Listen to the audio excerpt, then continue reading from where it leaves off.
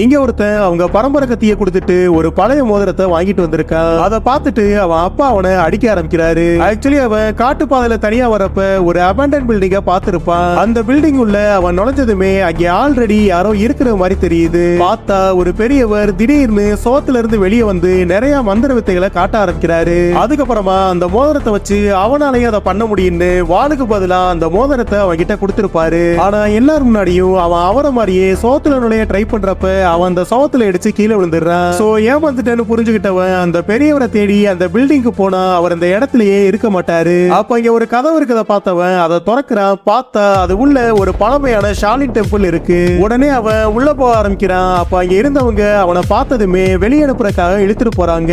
அதே நேரத்துல அவன் கையில இருக்க மோதிரம் கீழே விழுது. அதை பார்த்துட்டு அங்க இருந்த மாஸ்டர் யோசிக்காம அவனை சீடனா ஏத்துக்கிறாரு. அதுக்கப்புறமா அந்த மாஸ்டர் அந்த மோதிரத்தோட பவரை காட்டுறதுக்காக அவனை ஒரு இடத்துக்கு கூட்டிட்டு போறாரு. அங்க இருந்த ஒரு வாட்டர் ஜார ஒரு சொட்டு தண்ணி கூட ஸ்பில் ஆகாம உடைச்சவரு அடுத்த நிமிஷமே அதை மறுபடியும் ஒன்னா சேர்க்கிறாரு. அதே நேரத்துல அவர் கையில இருக்க கத்திய மேல வீசினதுமே அது நிறைய கத்திகளா பிரிஞ்சு கத்தி மலையா கீழே விழுது. இது எல்லாத்தையும் பார்த்து வாய பொளந்தவன் அப்பதான் அந்த ரிங்கோட பவர் என்னன்னே புரிஞ்சுக்கிறான்.